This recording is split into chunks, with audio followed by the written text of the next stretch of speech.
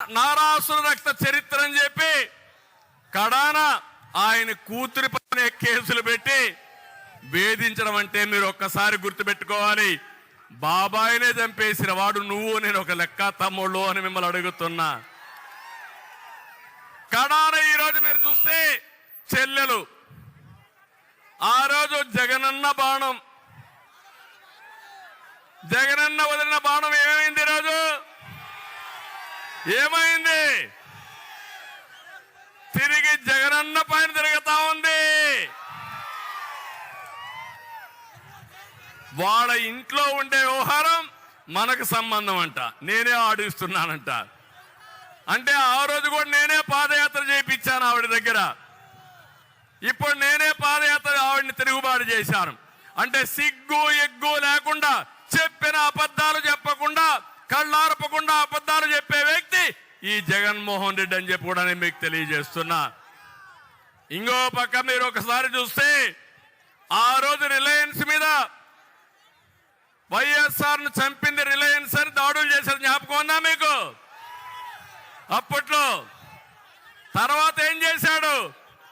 Reliance అధినేత వస్తే నత్వాని వాళ్ళ మనిషికి ఎంపీ రాజ్యసభ ఇచ్చాడు, జ్ఞాపకం ఉందా మీకు? అది ఈయన విశ్వసనీయత.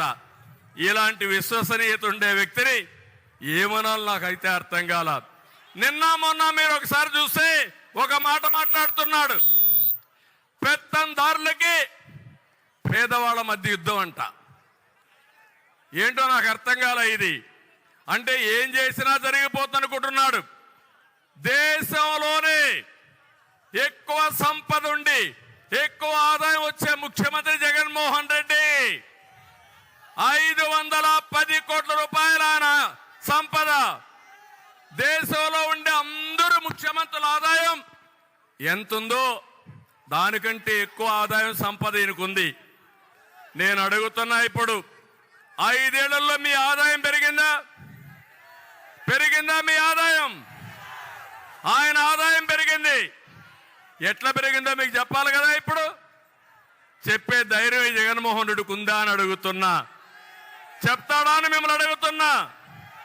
తమ్ముళ్ళు ఎక్కడ చూసినా దోపిడీ ఇలాంటివన్నీ చేసి ఇష్టానుసారంగా పెంచుకొని ఈయన వీళ్ళ మనుషులందరూ కూడా దోపిడీ చేసే పరిస్థితికి వచ్చారు. నేను అందుకనే ఈరోజు అడుగుతున్నా, ఇవన్నీ మీరు సంపాదించారు, మీరు దేశంలోనే రిచెస్ట్ మ్యాన్ గా తయారయ్యారు. ఈ రాష్ట్రంలో ఉండే ప్రజలు మాత్రం దేశంలో నిరుపేదలుగా తయారయ్యే పరిస్థితి తెచ్చారు. అది మీరు చేసిన ఘనత అని చెప్పి కూడా నేను మీకు తెలియజేస్తున్నా. ఈరోజు ఇంకొక పక్కన ఈ జిల్లాలో ఈ రాష్ట్రంలో మంత్రులు ఉన్నారు. ఏం తమ్ముళ్ళు, ఎవడైనా ఒక్కడైనా సమర్థమైన మంత్రులు ఉన్నారా అని మిమ్మల్ని అడుగుతున్నా. కానీ ఒక పాలసీ పెట్టాడు, ప్రతి ఒక్క మంత్రి ప్రతి ఒక్క ఎమ్మెల్యే మనల్ని తిట్టాలి. మీరు చూస్తే వైసీపీలో బూతు రత్న అయితే ఎమ్మెల్యే టికెట్, బూత్ సామ్రాట్ అయితే వాడికి మంత్రి పదవి. ముందు నన్ను తిట్టాలి, పవన్ కళ్యాణ్ తిట్టాలి, లోకేష్ తిట్టాలి, అప్పుడే వీళ్ళకి మంత్రి పదవులు, అప్పుడే ఎమ్మెల్యే సీట్లు, అప్పుడే ఎంపీ సీట్లు. ఇది ఎక్కడ సౌభాగ్యం అని అడుగుతున్నా. డయాఫార్మాల్ అంటే తెలియని వ్యక్తి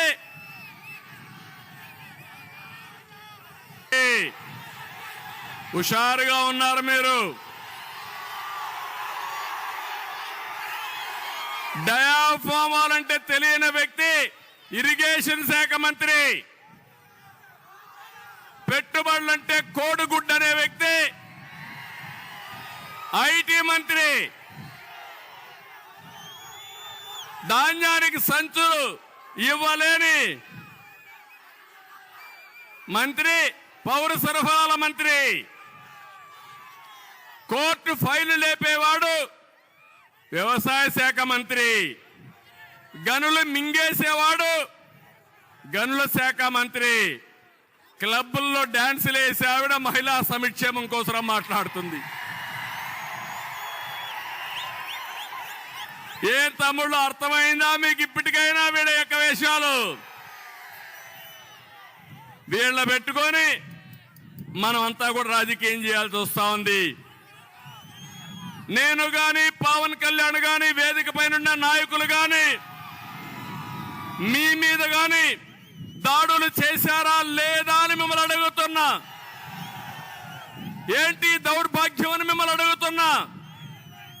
అంటే రాజకీయాల్లోకి వచ్చింది మన మీద దాడి చేయించుకోవడానికి కానీ మిమ్మల్ని అడుగుతున్నా. ఇలాంటి వ్యక్తుల్ని ఏం చేయాలనో ఆలోచించాల్సిన బాధ్యత మీ అందరి పైన ఉంది. నేను అడుగుతున్నా ఈ కుండే వాళ్ళందరినీ, బీసీలు ఉన్నారు, మొన్నే ప్రవేశపెట్టాం జై హో బీసీ అని. బీసీల కోసం ఒక ప్రత్యేకమైన కార్యక్రమం తెలుగుదేశం పార్టీ తీసుకున్నది. నేను మీకు అందరికీ హామీ ఇస్తున్నా, తెలుగుదేశానికి వెన్నెముక బీసీలు. ఆ బీసీలకు ప్రత్యేక ప్రణాళిక తీసుకొస్తాం. న్యాయం చేసే బాధ్యత తెలుగుదేశం పార్టీ తీసుకుంటామని బీసీలందరికీ హామీ ఇస్తున్నా. రెండోది ఎస్సీలు ఉన్నారు. ఎస్సీలకు కూడా అన్యాయం జరిగింది. ఈ ప్రభుత్వం ద్రోహం చేశారు. కడాన తమ్ముళ్ళు మీరు చూస్తే ఒక డ్రైవర్ ఎస్సీని చంపేసి డోర్ డెలివరీ చేసిన ప్రభుత్వం ఈ వైఎస్ఆర్ కాంగ్రెస్ పార్టీ అని చెప్పి కూడా నేను మీకు తెలియజేస్తున్నా. ఎస్టీలకు అన్యాయం జరిగింది, మైనారిటీలకు అన్యాయం జరిగింది. అందరికీ అన్యాయం చేసి సామాజిక న్యాయం కోసం యాత్ర చేస్తున్నామని వేషాలేసే ముఖ్యమంత్రి నేను ప్రపంచంలో ఎప్పుడు చూడలా. మళ్ళా సామాజిక న్యాయం చేసే party Telugu Desam party, Janasena party మీకు న్యాయం చేస్తామని చెప్పి కూడా నేను మీకు తెలియజేస్తున్నా. ఈ జిల్లాలో కాపులు కూడా ఉన్నారు.